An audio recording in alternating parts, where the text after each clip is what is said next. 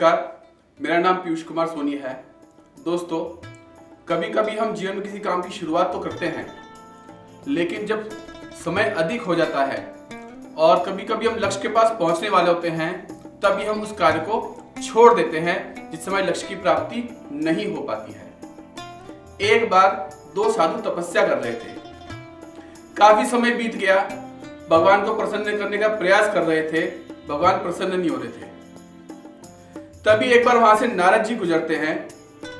तो दोनों के मन में ख्याल था, तो नारद जी हैं और भगवान से मिलते रहते हैं। तो दोनों ने नारद जी के पांव पकड़ लिए, चरण पकड़ लिए और कहा, हे नारद जी, आप प्रभु से मिलते रहते हैं, आप हमारा एक छोटा सा काम कर देना।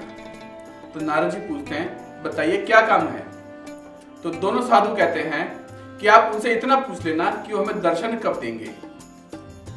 नारद जी कहते हैं, ठीक है, मैं जब भी मिलूंगा तो उनसे पूछ के आऊंगा कि आपको दर्शन कब देंगे। दोनों साधु दोबारा से अपनी तपस्या में लीन हो जाते हैं, तपस्या करते हैं। कुछ वर्षों बाद दोबारा से नारद जी वहां पर आते हैं। दोनों साधु देखते हैं नारद जी आए हैं, जरूर हमारी बातचीत उन्होंने भगवान से की होगी। दोनों नारद जी को प्रणाम करते हैं। वो कहते हैं कि नारद जी, हमने आपसे एक काम कहा था कि प्रभु से पूछ लेना हमें कब दर्शन देंगे। तो आपने पूछा क्या? नारद जी कहते हैं, हाँ मैंने पूछा। तो पहला साधु पूछता है कि वो मुझे दर्शन कब देंगे।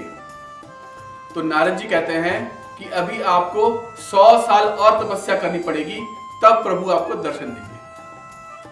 साधु गुस्से में आ जाता है, कहता है कि मैंने इतने साल तपस्या की और अब भी 100 साल और लगेंगे, छोड़ो इस तपस्या को, कुछ फायदा नहीं है।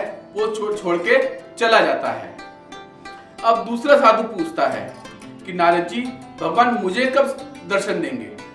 तो नारद जी कहते हैं कि हे मुनि, सामने जो इमली का पेड़ दिख रहा है उसमें जितने पत्ते हैं उतनी बार जन्म लेना पड़ेगा, उसके बाद भगवान दर्शन देंगे। तो ऋषि जो होता है वो खुश हो जाता है, वो खुशी के मारे नाचने लगता है।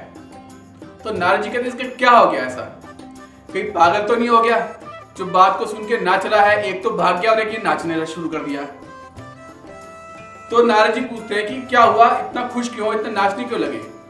तो वो ऋषि कहता है कि भगवान मुझे दर्शन देंगे, पक्का हो गया। इतने जन्म तो चुटकियों में कट जाएंगे, कम से कम ये पक्का तो होगी भगवान मुझे दर्शन अवश्य देंगे। इस बात को सुनकर प्रभु प्रसन्न होते हैं और भगवान तभी उसको दर्शन देते हैं। तो दोस्तों, कभी कभी हम अपना प्रयास करते हैं, हम अपना पूरा प्रयास करते हैं, लेकिन जब लक्ष्य के पास पहुंचने वाले थे हम अपनी साधना को छोड़ देते हैं, जिस कारण से हमें वो परिणाम प्राप्त नहीं हो पाता है। इसलिए प्रयास लगातार करते रहना चाहिए, परिणाम एक ना एक दिन अवश्य मिलता है। धन्यवाद।